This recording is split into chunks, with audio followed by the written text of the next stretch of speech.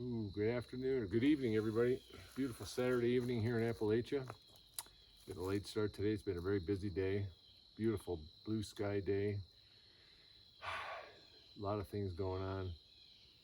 But I wanted to, one of the things that's been crossing my mind a lot the last couple of weeks, first with Hurricane Helen coming right through here. It was supposed to come right over me, but it diverted over to the Asheville area. And then, of course, Hurricane Milton now down in Florida, which affected some family members and friends. So I wanted to talk about the concept of victim, because somebody wrote me a note on one of my recent videos about feeling, forget the exact wording, but it was all about what the boomer generation in their selfishness had left his generation. And I told him that I understand the concept of what he was saying. At the same time, it was his victim archetype talking, and I talked about this victim archetype quite a few times because we all have one. I know when mine's talking. You know, when somebody does something to me and I feel bad, and I want to get revenge or I just want to cry, that's the victim archetype. And we start blaming our lot in life on our parents or another generation or the government, whatever. That's the victim archetype. And we need to check in with that. And we need to go, who's really talking here? Because the victim archetype is the shadow, in the philosophy that I follow, the shadow of the warrior. So the warrior can get beat down. I mean, the warrior can get beat up, but the warrior's got to get up and dust itself off, right? And sometimes that's tough. It's all about, that's part of the human experience, right? So, being the victim once in a while is part of the human experience, but we have to shake it off. And the way to do that, there's a couple of different techniques that I use. One is gratitude. I was just joking with myself. 3 things that I've been saying this lately a lot. 3 things that I'm grateful for: running water, indoor plumbing, and toilet paper, because they make life, pretty comfortable. And there's a lot of people in this world who don't have that. They don't have those 3 things. You can even go out to the 4 corners of the United States in the Navajo reservation, where there's 30,000 people that don't have running water. They don't have access to running water. And they have to go haul water. And I saw this, and I've talked about this one before too. So gratitude is one way of getting out of that victim mentality, the victim archetype, and getting back into the warrior. Okay, the other way is through, which I've talked about before too, is anger. Righteous anger can be transformed into courage. And courage then leads us into action. So every day, if you're feeling low, if you're feeling blue, somebody did something to you, or you're just the memories of things in the past, first thing to do is get up in the morning, express some gratitude, move the body, get the body moving. Do 15 or 20 minutes of just movement. And I do just oil the joints, right? Neck, shoulder, wrists, elbows, knees, hips, ankles, spine. Just move everything for about 15 minutes. And that'll get you going feeling pretty good. All right. So then it's gratitude, movement, and then what you can do is to just say to yourself, what am I going to do? What do I have to do today to thrive? Just today, because today is all I have. What do I have to do today to thrive? And then you can think of one more thing, and that is the other aspect of this word victim. And think about Hurricane Helene and Hurricane Milton and the fires in Wyoming and what happened in Maui, and the list is endless. we've got potentially thousands of people missing in Western North Carolina, which is just in that ravaged area around Asheville, Black Mountain, Chimney Rock is, about 100 or so, 120 miles from where I'm sitting right now. And if you draw an arc, and you start to hit eastern Tennessee, it's just as bad up there. You can draw an arc down below into Georgia. Okay, go all the way down to southern Georgia, Valdosta, and then across into Florida. And it's pretty bad. And so if we think that, if for some reason I think I got it bad because somebody mistreats me, right? Somebody calls me a name, or my parents abandoned me, all right? Yeah, it could be a lot worse. And that doesn't excuse certain behavior. Sexual abuse is a big one. Child sexual abuse, child beatings, physical abuse, sexual abuse, even emotional abuse. We can't excuse those. We don't condone those. But we do have to deal with it in our adult life.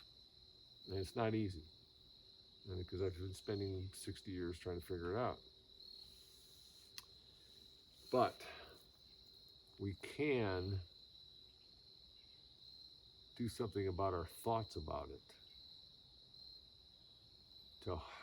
To start to release that trauma, right? And there's different techniques we can do, but we can also have gratitude that we didn't get caught in Hurricane Helene, and we didn't get caught in Hurricane Milton and have our homes ravaged or get washed away into the rivers never to be found, which is very true up in the Asheville area. Yeah, there's a lot of people dead in the mud. It's pretty bad. And we won't get into the possibilities of interference with the weather, but it's not a good situation there. And so for the rest of us, we have nothing to be upset about, really. We have nothing to feel victimized about, really, today. Because if you're watching this, and you're sitting back on your couch or in your bed or on the floor, you got it pretty good. And there's a lot of people in this world who don't have it, and don't have it very good. And gratitude goes a long way. So if you feel like your victim is talking, if your warrior's feeling weak and your warrior's needing some love, give it some love, right? Take a day off.